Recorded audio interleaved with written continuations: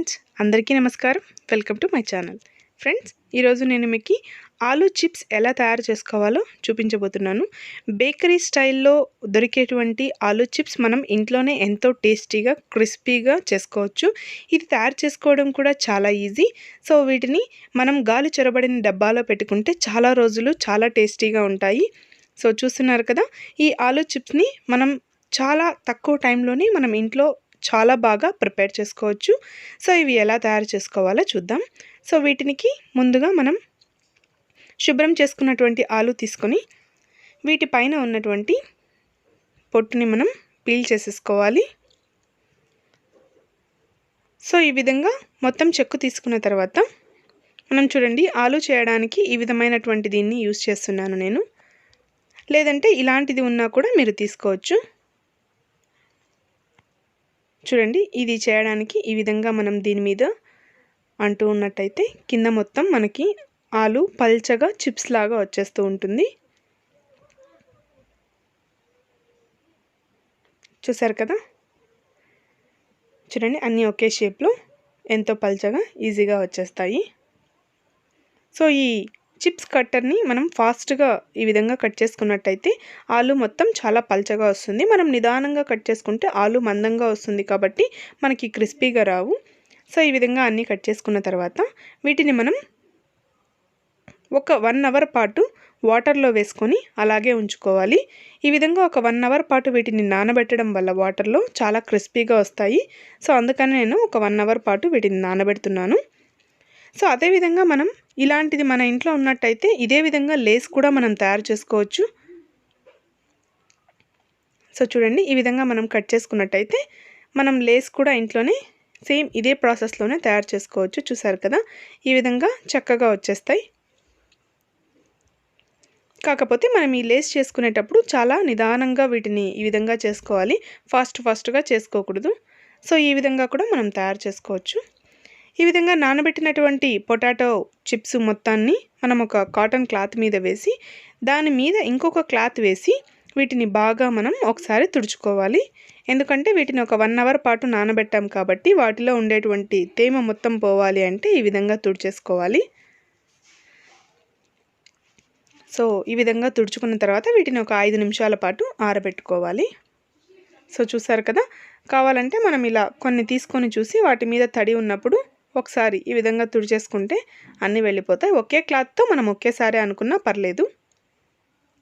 So ఈ విధంగా ఇవి సిద్ధం చేసుకున్న తర్వాత మనం పొయ్యి వెలిగించి దాని మీద బాండ్లీ పెట్టుకొని ఇప్పుడు మనం డీప్ ఫ్రైకి సరిపడినంత ఆయిల్ వేసుకోవాలి.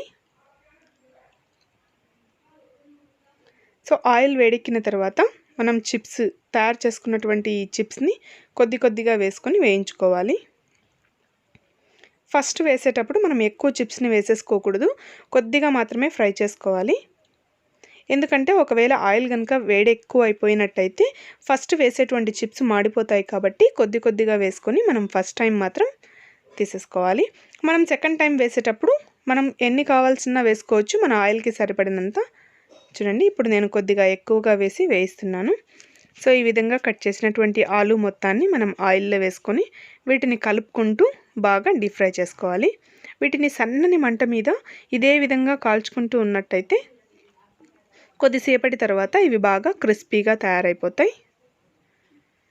సో చూసారు కదా, ఈ విధంగా క్రిస్పీగా తయారైపోయినటువంటి వీటిని మొత్తం మనము ఇంకొక బౌల్లోనికి తీసేసుకోవాలి.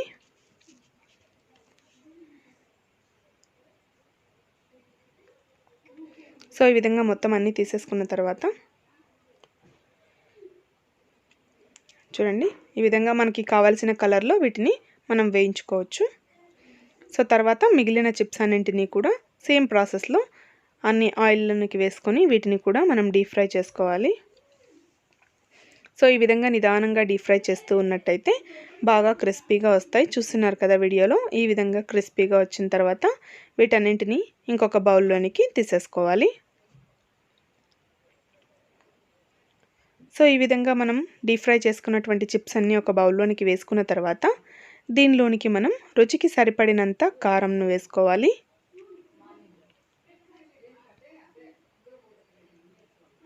అదేవిధంగా రుచికి సరిపడినంత ఉప్పు, ఇవి రెండు యాడ్ చేసుకున్న తర్వాత వీటిని బాగా ఒక్కసారిగా మిక్స్ చేసుకోవాలి. మనం చేత్తో కానీ లేదంటే బౌల్తో ఇలా అయినా సరే మిక్స్ చేసుకోవచ్చు. ఇవి వేడిగా ఉన్నప్పుడే మనం ఉప్పు కారం వేసాం కాబట్టి వెంటనే వాటికి బాగా పట్టేస్తాయి.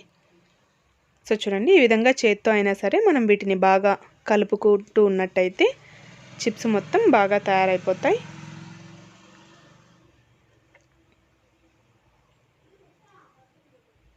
సో ఈ విధంగా కలిపేసుకున్న తర్వాత వీటిని చల్లబడిన తర్వాత గాలి చొరబడిన డబ్బాలో వేసుకొని పెట్టుకోవాలి.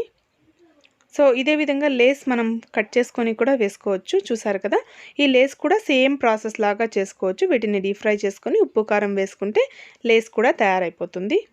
సో చూడండి ఫ్రెండ్స్, ఎంతో చక్కగా వచ్చాయి. మనకి బేకరీ స్టైల్లో దొరికేటువంటి ఈ చిప్స్ వీడియో మీకు కూడా నచ్చినట్టయితే నా వీడియోని లైక్ చేయండి, షేర్ చేయండి, సబ్స్క్రైబ్ చేయడం మాత్రం మర్చిపోకండి. Thanks for watching.